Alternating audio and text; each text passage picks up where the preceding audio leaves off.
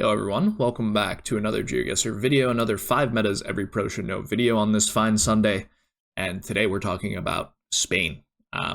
Spain, something I've put off for a while because there are like easy to region guess in terms of like some landscape stuff, but I think getting the exact area down is quite hard unless you learn a lot of landscapes and you learn a lot of metas about specific states in Mexico or in Spain. It's very tough.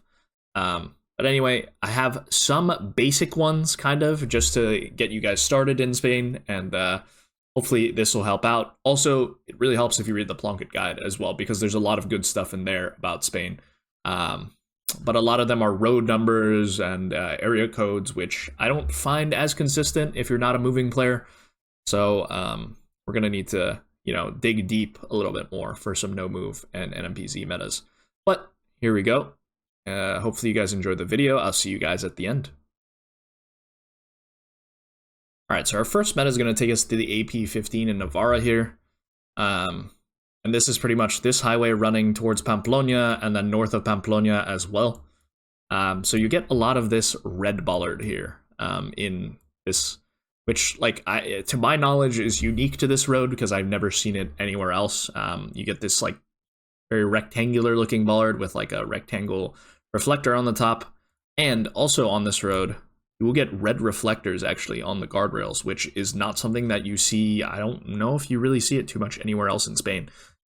So a very recognizable road for that reason as well. It's going to be a 2-lane highway going both ways, so I guess 4 lanes with traffic going in both directions. But yeah, you will get this white rectangular bollard plus the red reflector, which is a good indication that you are on the AP15. And yeah, you can see the red reflectors here as well.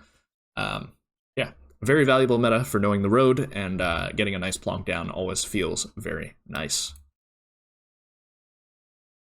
All right, next we'll talk about some kilometer markers, and I picked out the 3 kilometer markers that I find the most useful, I think, and definitely the most unique. It's highlighted in the Plunkett guide as well. So we'll start off in Biscay, like this Bilbao area. So the Bilbao ones will actually have like this big half circle thing at the top, which like semicircle, and you'll get like BI and then sometimes Biscala in there, which is basically Biscay. And you'll see these pretty much around all of this area around Bilbao. And this is a good indication to guess Bilbao or that area, just because you do have these kilometer markers there and they are unique to this area as well. All right, and then moving into Madrid ones. So Madrid kilometer markers are square, and then they feature the regional flag at the top. So they are going to be like very small square ones with that flag there. Unique to everywhere else in Spain. You won't get these kilometer markers anywhere else. So if you see these, you're in that Madrid area, especially with the regional flag there. And then in Andalusia, which is this entire province here, they're very tall, as you can see here, big green rectangles, and they feature an extra stripe with the name of the governing body responsible for the road. But they're much taller than all of the other kilometer markers that you'll get in Spain. This one says Junta de Andalusia, and yeah, you can get that big kilometer marker down here in Andalusia, so very useful. All right, next we're going to talk about oranges, which are pretty much found in a lot of coastal places in Spain, but mainly the main 2 hotspots are around Valencia here, and then like this area around Sevilla, which is on the Guadalquivir river basin. You can find many orange plantations there, usually in small valleys around here. So just a lot of fenced off orange plantations in the flat parts, obviously, with the plantations here. And you'll see a lot around this Valencia area. But yeah, just a lot along this east coast in general. So it's either the east coast here, and you can usually see mountains like as you look around to the northwest or south. Not northwest and south, but the north, the west, and the south, of course.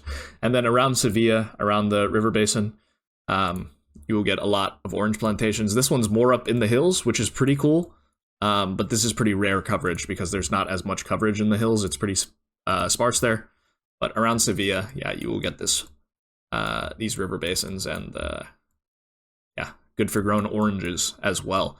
I mean, kind of hard to distinguish this area from the East Coast area where you're growing oranges. But yeah, that goes along with learning in Spain, and yeah, it can be a little bit difficult sometimes. All right, next we're going to talk about some street signs. So we're heading back to Bilbao for this one, and Bilbao is actually going to have somewhat similar to the Pattaya City ones that we saw last time, I guess, in the fact that it's circular. But you'll get calle plus the street name plus, usually calea, which basically means calle in or street in Basque, I do believe. So yeah, you'll get these circular ones in Bilbao and around surrounding areas. And this is a good indication to guess Bilbao. Also, it says Calea, which is Basque, so yeah, another good hint there. All right, and another one is Galician town sign. So a lot of Galician town signs will have a blue strip at the top telling you which municipality you're in, and then Concello means basically means municipality. So this one says we're in Cerceda, and if I were to zoom in here, we're in that area, I guess, which is like Cerceda's here. So we're in Tabia, which is basically in that municipality. And yeah, street signs will have Consejo de Ames, and we are in that area there.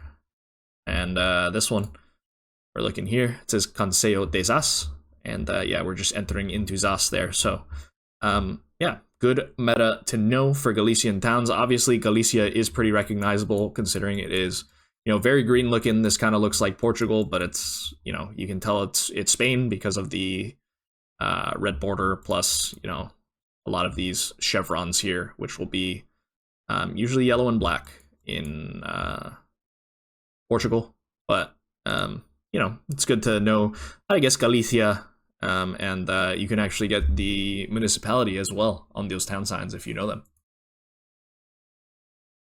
All right, for our last set of metas here, we're going to be moving into Asturias stuff. So Asturias has three things that kind of distinguish themselves. Let's start off with the snow poles, actually, because there's not too many locations with the snow pole anymore, but I did see it in the Plunkett guide, so I felt like I had to include it. But these yellow snow poles with 2 reflectors are unique to Asturias. I feel like you're only really going to get this on this road.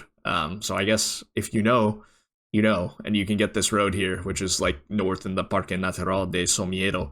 But yeah, I mean, not the strongest meta on that Asturias snow pole. But the Asturias bus stops are quite useful. So they're mostly going to have a red post. With the CTA logo on top, which is I guess the company that covers bus transit for the Asturias region. And they're going to have you can clearly tell that this is a bus stop. And yeah, here's another one. This one says Alfaraz Desposito de Agua, which is Alfaraz here. And I guess it's just the station name. So yeah, definitely useful to know Asturias bus stops. And the other thing is the Asturias trash bins, which is going to have the Bolgarsa logo with a circular sun looking thing on them. So these are going to be found throughout Asturias, and they're the trash provider that services Asturias. So you will see it on a lot of big bins around Asturias. This one's probably the most useful one because you'll see this. You can use bins everywhere, and yeah, you'll see a lot of bins with Colgersa on them. All right, guys. Hopefully you guys enjoyed the episode. A bit of a shorter episode today. Spain's definitely a very tough country, very beautiful country, though. And definitely something that I want to get better on in the future, because I always find myself sending north flat valleys on south flat valleys and stuff like that. So hopefully I can improve, and hopefully these tips will help you guys improve your guessing as well. Hopefully you guys enjoyed the episode. Don't forget to like, comment, and subscribe, and I'll see you guys tomorrow for another GeoGuessr video. Peace.